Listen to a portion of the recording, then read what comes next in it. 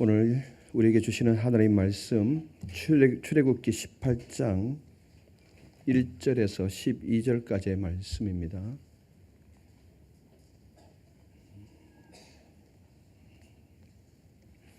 교독하시겠습니다. 모세의 장인이며 미디안 제사장인 이드로가 하나님이 모세에게와 자기 백성 이스라엘에게 하신 일 곧 여호와께서 이스라엘을 애굽에서 인도하여 내신 모든 일을 들으니라. 모세의 장인 이드로가 모세가 돌려보냈던 그의 아내 십보라와 그의 두 아들을 데리고 왔으니 그 하나의 이름은 게르솜이라. 이는 모세가 이르기를 내가 이방에서 나그네가 되었다 하미요. 하나의 이름은 엘리에셀이라. 이는 내 아버지의 하나님이 나를 도우사 바로의 칼에서 구원하셨다 함이더라. 모세의 장인 이드로가 모세의 아들들과 그의 아내와 더불어 광야에 들어와 모세에게 이르니 곧 모세가 하나님의 산에 진친 곳이라. 그가 모세에게 말을 전하되 내 장인 나 이드로가 내 아내와 그와 함께한 그의 두 아들과 더불어 내게 왔노라. 모세가 나가서 그의 장인을 맞아 절하고 그에게 입맞추고 그들이 서로 문안하고 함께 장막에 들어가서 모세가 여호와께서 이스라엘을 위하여 바로와 애굽 사람에게 행하신 모든 일과 길에서 그들이 당한 모든 고난과 여호와께서 그들을 구원하신 일을 다 그 장인에게 말하매 이드로가 여호와께서 이스라엘에게 큰 은혜를 베푸사 애굽 사람의 손에서 구원하심을 기뻐하여 이드로가 이르되 여호와를 찬송하리로다. 너희를 애굽 사람의 손에서와 바로의 손에서 건져내시고 백성을 애굽 사람의 손 아래에서 건지셨도다.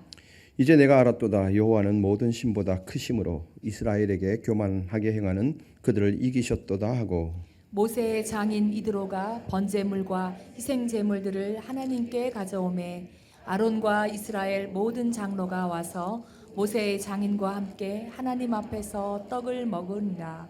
아멘. 복된 주일을 하나님께 예배드리러 나오신 이 판교와 강남 성전 영상으로 함께하고 계신 성도님들을 환영하고 축복합니다.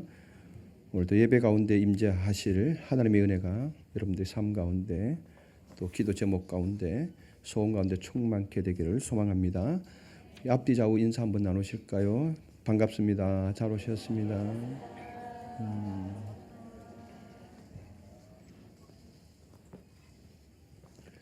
지난주의 말씀을 간략하게 요약을 하면은 이스라엘 백성들이 르비딤에 진치고 있을 때 아말렉이 쳐들어옵니다. 굉장히 다급한 상황이고 무방비 상태였기 때문에 이스라엘 백성들은 고스란히 당할 수밖에 없는 그런 상황에 놓였죠. 그때 모세가 여호수아를 명하여서 백성들 중에 전쟁에 나갈 만한 군사를 택하여서 뽑고 너는 전쟁터에 나가라. 그리고 나는 아론과 훌을 동반하여서 높은 산 꼭대기에 올라서리라. 그래서 모세가 높은 산 꼭대기에 올라갔고 여호수아는 소집된 군사들과 함께 전쟁터로 나갑니다. 산 꼭대기에서 모세 손이 높이 올려졌을 때 전쟁의 기세가 왔다 갔다 하는 거예요. 손이 올라가면은 이기고 내려가면은 지고 이것을 보고 있던 아론과 훌이 동력의 손이 되어져서 모세의 손과 지팡이를 같이 높이 들어 올려 6손이 되어질 때 협력하였을 때 결국 아말렉을 무너뜨리고 승리하게 되었다라고 말씀하고 있습니다. 그래서 우리 삶 가운데서도 이 협력의 손이 되어줬으면 좋겠다. 저와 여러분들이 협력의 손이 되어지고 또 여러분과 여러분들 사이에 협력의 손이 되어져서 함께 6손, 12손이 되어질 때에 승리의 깃발이 펄럭이게 될 것이다. 이렇게 권면을 드렸습니다. 다음 주부터는 제가 요약을 하지 않도록 하겠습니다. 이 요약하는 시간이 너무 오래 걸려서 주보를 보시면은 아주 자세하게 지난주 말씀이 요약되어져 있기 때문에 그냥 바로 그날의 말씀으로 들어가도록 하겠습니다. 자, 오늘은 출애굽기 18장의 말씀입니다. 18장을 보면은 모세가 장인과 그의 아내와 두 아들들을 만나는 이야기가 기록되어져 있습니다. 출애굽기 18장 1절에 소두에 모세의 장인이며 미디안 제사장인 이드로라고 설명을 붙이고 있습니다. 미디안 제사장 이드로, 어떻게 보면은 이스라엘 백성들과 피를 같이 하고 있습니다. 아브라함이 사라가 죽고 난 다음에 사라가 127세의 나이로 죽게 되죠. 죽게 되어져서 막벨라 굴에 장사를 지내고 그 후에 들어온 처가 바로 이 그드라입니다. 이 그드라를 통해서 아들 5명이 나타나는데 욕산, 무단, 미디안, 그다음에 이스박, 수아 이렇게 5명의 자녀를 낳게 됩니다. 그 중에 미디안이 들어있죠. 이 미디안이 오늘 이드로가 미디안의 제사장이었다라고 하는 이 미디안과 같은 그래 족속입니다. 그러니까 이스라엘 백성이나 미디안 족속이나 치고 올라가면 다 아브라함의 자손이라는 거죠. 그리고 성경에는 이드로를 모세의 장인으로 묘사하고 있습니다. 근데 18장에는 유독 이 모세의 장이라는 이 말을 너무 많이 표현을 하고 있습니다. 18장 27절까지를 읽어보면은 거의 한 절당 모세의 장인 아니면 장인이라는 이 말이 계속 등장하죠. 오늘 우리가 읽은 이 본 단락에서도 1절, 2절, 5절, 6절, 7절, 8절, 12절에는 2번씩이나 그렇게 기록하고 있습니다. 왜 이렇게 이 모세의 장인이라고 이렇게 자주 표현을 했을까요? 이는 모세와 이드로가 분명한 가족 관계였고 가족 관계였기 때문에 헤어져서는 안 될 사이였는데 지금 떨어져 있다라는 사실을 지금 암시하고 있는 것입니다. 이드로가 그리고 모세의 아내 십보라와 2 아들이 모세와 지금 떨어져 있습니다. 근데 성경을 보면 우리가 출애굽기 강해를 좀 쭉 해오고 있지 않습니까? 4절에 봤을 때는 이들이 붙어 있어야 할 상황이거든요. 4절을 한번 4장을 보면은 출애굽기 4장 18절을 보면은 분명하게 이 모세와 십보라와 그리고 2 아들이 애굽을 향하여 같이 돌아가고 있는 상황이 기록되어져 있거든요. 한번 찾아보십시다. 출애굽기 4장 18절 20절 18절 19절 20절 말씀 같이 읽어보실게요. 모세가 그의 장인 이드로에게 돌아가서 그에게 이르되 내가 애굽에 있는 내 형제들에게로 돌아가서 그들이 아직 살아있는지 알아보려 하오니 나로 가게 하소서. 이드로가 모세에게 평안히 가라 하니라. 여호와께서 미디안에서 모세에게 이르시되 애굽으로 돌아가라. 내 목숨을 노리던 자가 다 죽었느니라. 모세가 그의 아내와 아들들을 나귀에 태우고 애굽으로 돌아가는데 모세가 하나님의 지팡이를 손에 잡았더라. 아멘. 아멘. 모세가 애굽 공주의 손에서 자라서 이제 장성하게 되어졌죠. 근데 어느 날 자기 동족이 애굽의 관리들로부터 학대를 당하는 모습을 보고 이 관리를 죽이잖아요. 이것이 탄로가 나서 자기 목숨에 위험이 있어서 미디안으로 피신을 하지 않습니까? 거기서 이드로를 만났고 이드로를 통해서 이드로의 딸인 십보라와 결혼을 하고 가족 구성원을 형성하게 되는 거죠. 그리고 거기서 이제 연단의 시간을 거치고 하나님의 부르심을 받고 다시 애굽으로 돌아갑니다. 그때 혼자 돌아간 것이 아니라 오늘 성경을 보니까 4장 18절 이후에 보니까 아내 십보라와 2 아들을 데리고 애굽으로 돌아가려고 지금 장인 이드로와 인사를 나눈 겁니다. 이 장면은 굉장히 상세하게 세밀하게 기록하고 있죠. 그런데 언제 이 모세가 자기 가족 아내와 2 아들과 헤어졌는지는 성경은 기록하고 있지 않습니다. 단 오늘 18장 2절에 보면은 모세의 장인 이드로가 모세가 돌려보냈던 그의 아내와 십보라. 이 모세가 언제쯤인가 이 아내와 2 아들을 장인에게 다시 돌려보냈던 거예요. 처음에 갈 때는 같이 갔는데 이 시점은 성경에서 기록하고 있지 않습니다.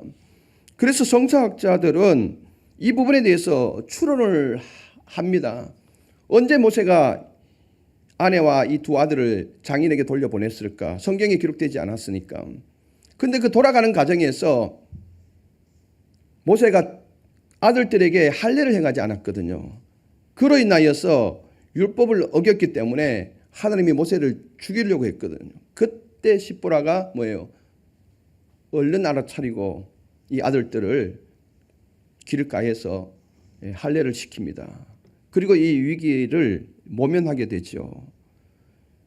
아마 모세는 심각하게 생명의 위협을 받았던 그때에 곰곰이 생각했다라는 거죠. 여호와의 명령을 수행하는 일에 있어서 자신의 개인적인 문제나 가정사로 인하여서 더 이상 방해를 받아서는 안 되겠다. 그런 마음 가운데 이 가족을 다시 장인에게 돌려보내지 않았나라고 추론합니다. 이것도 역시 뭐예요? 추론에 불과합니다. 성경은 거기에 대해서 자세히 기록하지 않기 때문에 그렇습니다. 중요한 것은 이들이 이드로와 십보라와 두 아들들이 하나님께서 모세와 이스라엘 백성에게 행하신 이 구원의 소식을 듣고 모세를 찾아왔다라는 것입니다. 모세에게 돌아오게 된 것이죠. 3절에 소개된 모세의 두 아들의 이름은 여호와의 구원에 대한 주제를 명확하게 밝혀주고 있습니다. 히브리 원문 성경을 보면 두 아들 이름 앞에 왜냐하면이라는 히브리 단어 하나를 붙이고 있습니다. 왜냐하면 이름을 이렇게 지었다. 그 이름을 지은 배경에 대해서 이유를 명확하게 밝히기 위해서 이름 앞에다 왜냐하면이라는 단어 키라는 히브리어 단어를 하나 붙이고 있습니다. 그러면은 모세의 두 아들의 이름이 뭡니까? 첫째가 게르솜이죠. 그래서 게르라고 하는 말과 샴이라는 말이 붙어서 게르솜이 된 거죠. 게르라는 말의 뜻은 나그네라는 뜻을 담고 있습니다. 샴이라고 하는 것은 거기라는 뜻을 담고 있습니다. 이 뜻을 합치면 뭐예요? 거기서 나그네가 되었다. 중요한 단어죠. 야곱이 기근이 있을 때에 그 지역에 애굽으로부터 시작해서 온 중동 지역에 기근이 발생하지 않습니까? 7년이라는 대기근이 발생하잖아요. 양식을 구하기 위해서 애굽으로 내려가잖아요. 그때 팔려간 요셉을 만나게 되어지고, 그리고 요셉이 야곱 일행 아버지를 포함한 형제 일행들을 고센 땅으로 애굽으로 초청을 하게 됩니다. 초청을 받은 70여 명이 본향을 떠나서 낯선 곳 타향에서 정착하며 살게 되죠. 그 세월이 400년이라는 거예요. 400년 동안 지금 나그네로 살았다라고 아들의 이름을 통해서 그것을 지금 고백하고 있는 것입니다. 나그네로 살았다는 것은 뭡니까? 언젠가는 본향으로 가야 된다. 여러분들, 지금 우리의 삶도 나그네의 삶입니다. 여기가 아무리 좋아도 언젠가는 뭐예요? 본향으로 가야 되는 거죠. 본향보다 더 좋은 것은 없습니다. 두 번째 아들의 이름은 엘리 에셀. 엘이라는 하나님을 뜻하는 엘인, 그리고 리라는 이 리가 붙어서 나에, 리는 나에. 예수님 십자가에 달리셨을 때 마지막 외치지 않습니까? 엘리, 엘리. 예. 여기서 엘이라는 것은 하나님, 리는 나, 나의 하나님. 예. 엘리는 나의 하나님. 에셀은 에제르라고 하는 히브리어에서 왔는데 도움이라는 뜻을 담고 있습니다. 우리가 금요일 심야기도회 때 사무엘상 강의를 하지 않습니까? 그때 사무엘이 미스바와 단 사이에 돌을 하나 세우지요. 그리고 그 이름을 뭐라고 합니까? 에벤 에셀. 여기 에셀이란 말 똑같은 도움이라는 뜻을 가지고 있습니다. 그러면 이 엘리에셀을 붙여서 풀이를 하면은 이는 나의 하나님은 도움이시라. 즉 두 아들의 이름 뜻에서는 우리가 400년이라는 이 세월 동안에 나그네로 살아왔는데 소름도 받고 고통도 받고 구속도 받고 어려운 상황이었는데 하나님이 우리의 도움이 되어 주셔서 우리를 구원케 하셨다라는 이 고백이 고스란히 담겨 있습니다. 그러니까 두 아들의 이름을 통해서 구원에 대한 주제를 더욱더 명확하게 한 것이죠. 그런데 이 구원의 소식을 이드로가 이미 듣고 있었다라는 것입니다. 특히 5절, 6절, 7절을 보면은 각 절마다 우리 단어 가다, 어디를 가다라고 할 때 이 가다라는 이 뜻의 단어를 매 절마다 사용하고 있습니다. 5절에 보면은 모세의 장인 이드로가 모세의 아들들과 그의 아내와 더불어 광야에 들어와.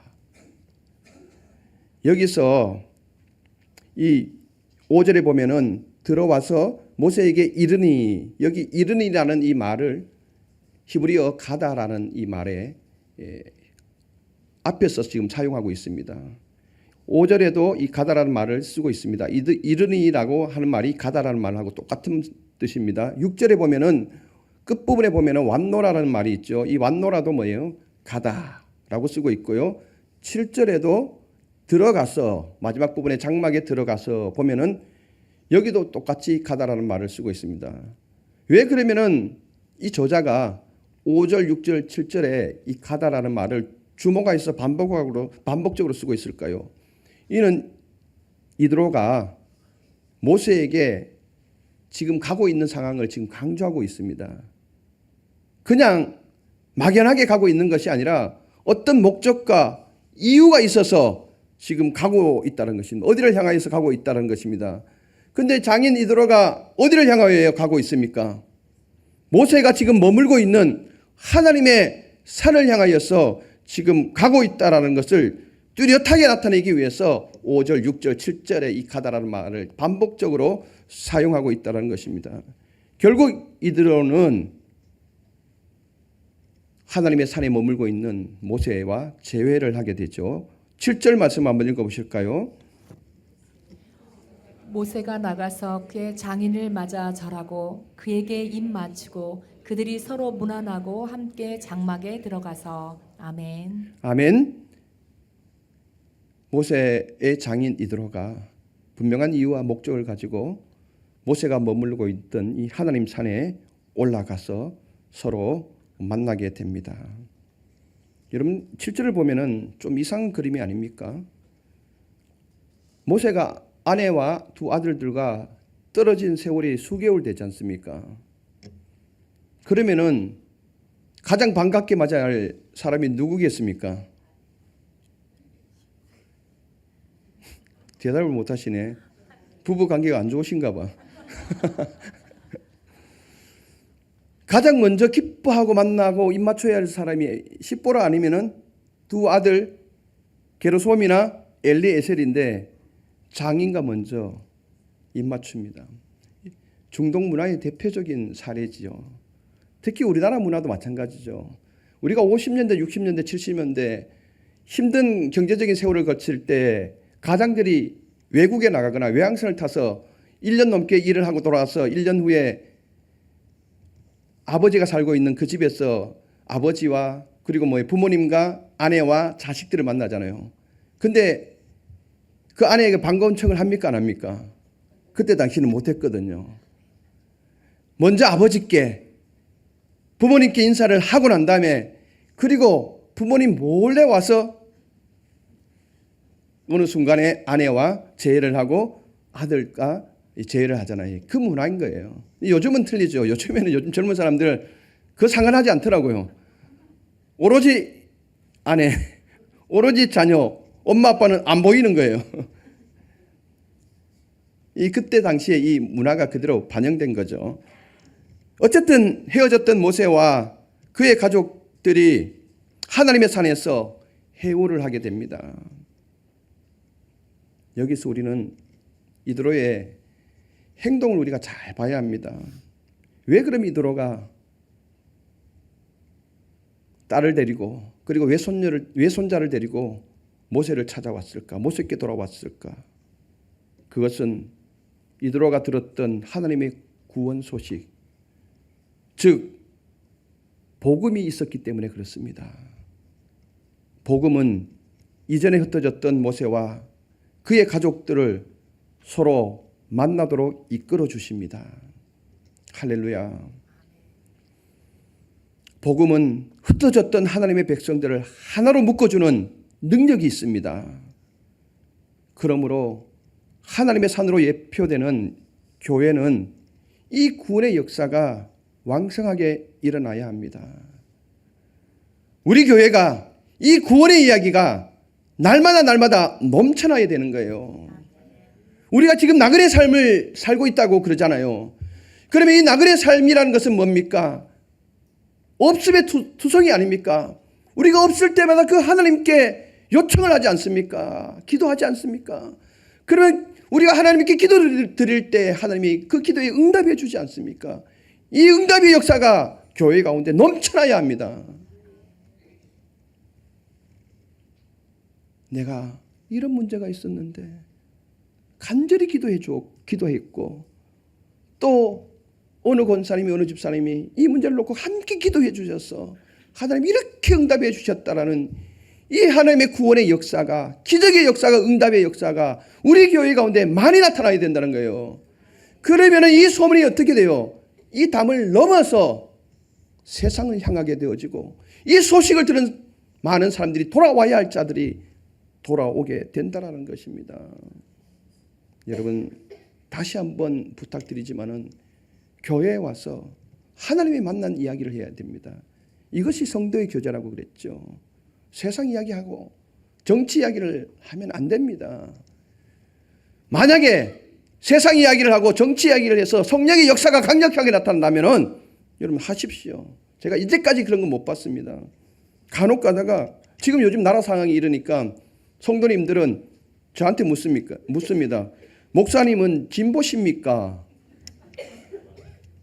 보수이십니까? 물어보는 거예요. 저는 분명히 밝혔죠. 진보당도 아니고 보수당도 아니고 뭐라고 밝혔습니까? 예수당 대신은 예배당이라고 밝혔습니다. 저는 반석교회 예배당입니다. 오로지 반석교회가 부흥되고 반석교회에 소속되어 있는 성도님들이 은혜 안에 살기만 한다면 저는 그걸로 만족합니다. 그러니까 다음부터는 제가 보수인지 진보인지 묻지 마시길 바랍니다. 오직 여러분들이 가지고 있는 기도 제목만 가지고 오셔서 기도해달라고 요청하시길 바랍니다. 교회는 하나님을 만난 이야기로 넘쳐나야 합니다. 그렇기 때문에 여러분들은 어떤 일들이 일어났을 때 간절히 기도해야 합니다. 더 열심히 기도해야 합니다. 함께 기도해 주어야 합니다. 그래서 구원의 역사가 이 울타리를 타고 넘어가야 합니다. 그래야 하나님이 예정된 이 돌아와야 할 자들이 돌아오게 되고요. 작게는 나의 가족이 돌아오게 되고요. 나의 친척들이 돌아오게 되고요. 내 친구들이 돌아오게 되는 것입니다. 우리 교회가 이런 이야기로 차고 넘쳤으면 좋겠습니다. 여러분들이 주인공이 되어야 되는 거예요. 이야기 주체자가 되어줘야 되는 거예요. 이제 모세를 만난 이드로에게 모세는 그동안 자기에게 역사하셨던 이 하나님의 이야기, 하나님을 만난 이야기를 다시 한번 이드로에게 간증을 합니다. 8절 한번 같이 읽어보실게요. 다 같이요. 8절. 모세가 여호와께서 이스라엘을 위하여 바로와 애굽 사람에게 행하신 모든 일과 길에서 그들이 당한 모든 고난과 여호와께서 그들을 구원하신 일을 다 그 장인에게 말하매. 아멘. 아멘. 모세는 여호와의 구원에 대하여 장인 이드로가 이미 듣고 있는 것에 조목조목 구체적으로 설명을 해줍니다. 아마도 장인 이드로는 모세의 간증을 듣고 마치 눈앞에 보는 듯이 파노라마처럼 그 사건들이 펼쳐졌을 것입니다. 왜냐하면 거쳐서 들었거든요. 장인은 어떤 상인을 통해서 들었든지 아니면 그곳을 지나가는 사람들을 통해서 그 모세와 이스라엘 백성들에게 행했던 하나님의 이야기를, 이 구원의 이야기를 거쳐서 들었거든요. 근데 지금은 뭡니까? 당사자에게 직접 들은 거 아닙니까?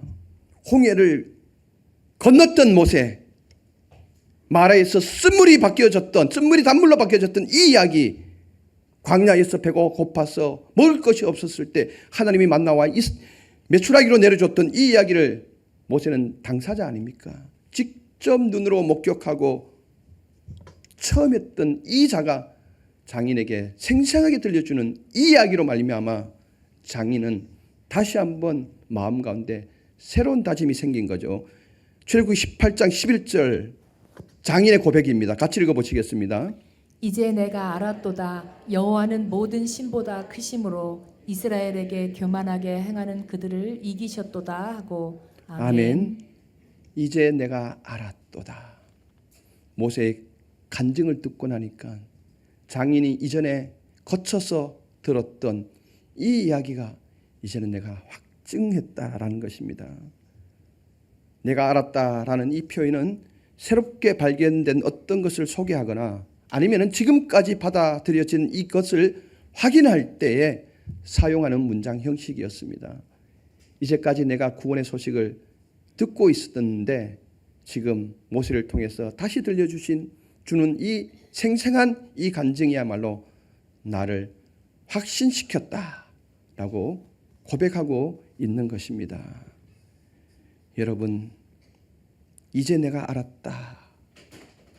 라는 이 고백은 우리가 우리 스스로에게도 하나님을 향하여서 해야 할 단어이지만은 나를 통해서 어느 누군가가 이 귀한 기적의 이야기를 들었을 때, 하나님의 역사의 이야기를 들려줬을 때, 간증했을 때에 어느 누군가는 나를 통해서 이 단어가 나와야 되는 것입니다. 같이 한번 해보실까요? 이제 내가 알았도다. 이 말이 주변으로부터 많이 들려왔으면 좋겠습니다. 이드로가 소식을 듣고 받아들여졌던 이 구원이 모세의 간증을 통해서 확인된 것입니다. 그래서 이제까지 알고 있던 그가 믿고 있던 이 신보다 하나님이 참신이었음을 고백하고 있지 않습니까? 모든 신보다 크시다. 할렐루야. 모세의 간증을 들은 이드로는 세 가지로 반응을 하게 됩니다. 먼저 마음의 반응을 하게 되죠. 9절에 보면은 9절 한번 읽어보실까요? 이드로가 여호와께서 이스라엘에게 큰 은혜를 베푸사 애굽 사람의 손에서 구원하심을 기뻐하여. 아멘. 첫 번째 반응은 뭡니까? 마음의 반응인데 기쁨이 있었다라는 거예요. 가족을 만나는 것만 해도 기쁘잖아요. 그런데 이드로가 마음속에서 솟아난 이 기쁨은 세상이 주는 기쁨이 아닌 거예요. 내적인 기쁨이 속에서 솟아난 기쁨인 거예요. 하나님의 구원의 소식을 확인하고 나니까 마음 가운데 기쁨이 솟아났다는 것입니다. 두 번째의 반응은 10절에 나와 있는데 10절 한번 보실까요? 이드로가 이르되 여호와를 찬송하리로다. 너희를 애굽 사람의 손에서와 바로의 손에서 건져내시고 백성을 애굽 사람의 손 아래에서 건지셨도다. 아멘. 이 구원의 소식을 듣고 이드로가 반응한 두 번째는 바로 입술을 하나님을 향하는 쪽으로 반응했다는 것입니다. 입술의 반응입니다. 여호와를 찬양했다고 하지 않습니까? 원문을 보니까 여호와는 복이 있도다. 하나님의 선하심을 찬양한 거예요. 하나님이 이루신 구원 역사가 너무나 선해서 그 자체가 복이다라고 입술로 그 하나님을 고백한 거예요. 그리고 마지막 종합적으로 반응을 하는데 12절에 나와 있죠. 12절 같이 읽으시겠습니다. 모세의 장인 이드로가 번제물과 희생 제물들을 하나님께 가져오매 아론과 이스라엘 모든 장로가 와서 모세의 장인과 함께 하나님 앞에서 떡을 먹으리라. 아멘. 종합적으로 이드로는 하나님께 경배하는 자리로 나갔습니다. 번제물과 희생제물을 가지고 나왔다지 않습니까? 번제물은 완전히 태워서 하나님께 올려드리는 거고, 희생제물은 일부는 하나님께 드리고 일부는 드린 것을 남겼다가 주변의 사람들과 나누어 먹는 연합의 자리를 이루는 것이 바로 희생제사입니다. 중요한 말이 기록되어지고 있는데, 뒤에 보면은 아론과 이스라엘 모든 장로가 와서 모세의 장인과 함께 하나님 앞에서 떡을 먹으니라. 미디안으로 대표되는 이드로가 이제 이스라엘의 공동체 안으로 깊숙이 들어와서 연합을 이루는 이 장면이 기록되어진 것입니다. 여러분, 이처럼 하나님의 구원의 역사를 우리가 똑똑히 간증하게 되면 그것을 듣는 사람들이 기쁨을 얻게 됩니다. 그리고 입술에 감사를 하게 됩니다. 결론적으로는 하나님을 예배하게 되는 거죠. 이 예배를 통해서 사람들 사이에 막혔던 담을 무너뜨리고 하나로 하는 능력이 임하게 되는 거죠. 왜냐하면 십자가에서 대속제물 되어주신 예수님께서 둘로 하나를 만들어서 원수된 것, 중간에 막힌 담을 자기 육체로 깨뜨렸기 때문에 예배하는 가운데 하나가 되는 것입니다. 여러분, 제가 여러분들과 만날 수 있으려고 어떻게 생각을 했겠습니까? 여기에 대해서 사도 바울은 똑똑히 증언을 하죠. 에베소서 2장 12절, 13절, 14절 말씀을 읽어보시겠습니다. 다 같이요.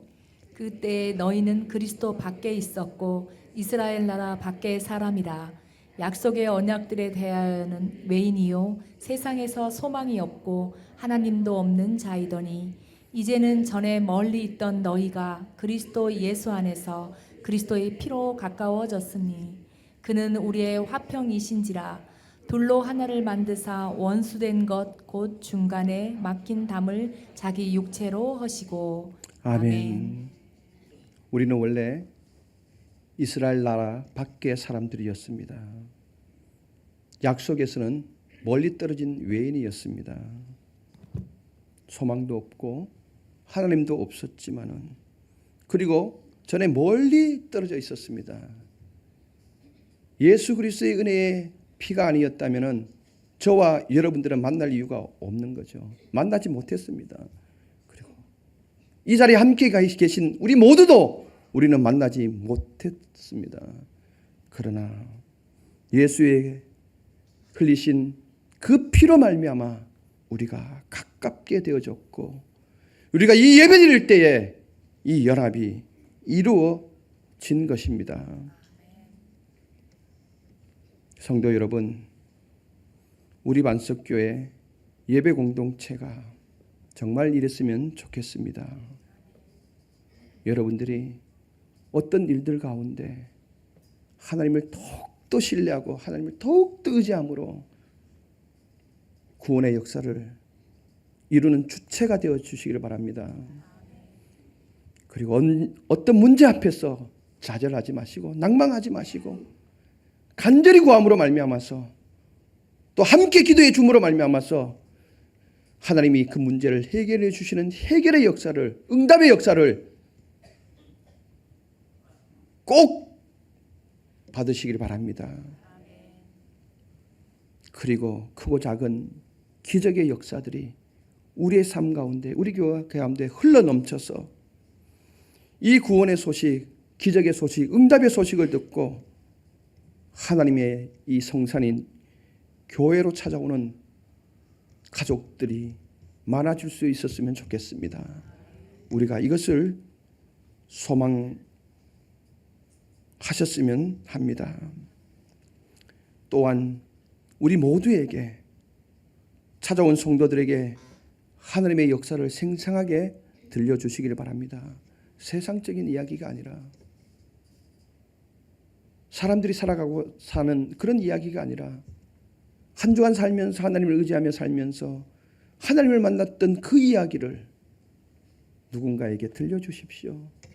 누군가는 그 이야기를 듣고 마음 가운데 진정한 기쁨이 솟아나고 다시 한번 용기를 가지고 입술로 하나님을 고백하면서 다시 예배 자리로 나오게 되는 것입니다. 이 자리가 많아지면 많아질수록 하나님이 궁극적인 목표가 아닙니까? 이 연합의 예배 자리가 우리 반석교회가 꿈꿀 자리인 것을 여러분들 믿으시고 여러분들이 구원의 주체가 되어 주십시오. 응답의 주체가 되어 주십시오. 그리고 소망을 줄 수 있는 주체가 되어 주시기를 바랍니다. 기도하겠습니다. 좋으신 하나님 아버지 감사합니다. 오늘 또 우리를 사랑하여 주셔서 또 이렇게 예배를 통하여서 서로 만날 수 있게 은혜를 주셔서 감사합니다. 오늘 출애굽기 18장의 이 말씀을 우리가 깊이 묵상하면서 먼저 우리 교회가 구원의 역사가 차고 넘치게 하여 주시고 응답의 역사가 차고 넘치게 하여 주시고 살면서 우리를 도와주셨던 하나님의 이야기가 차고 넘침으로 말미암아서 이 소문을 듣고 반드시 돌아야 할 자들이 돌아오는 역사가 있게 하여 주시옵소서.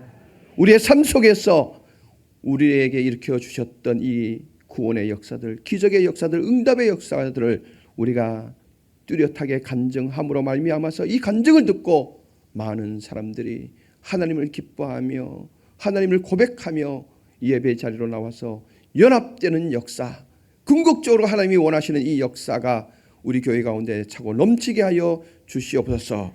우리의 삶 가운데 나타나게 하여 주시옵소서. 예수 그리스도 이름으로 기도드리옵나이다. 아멘.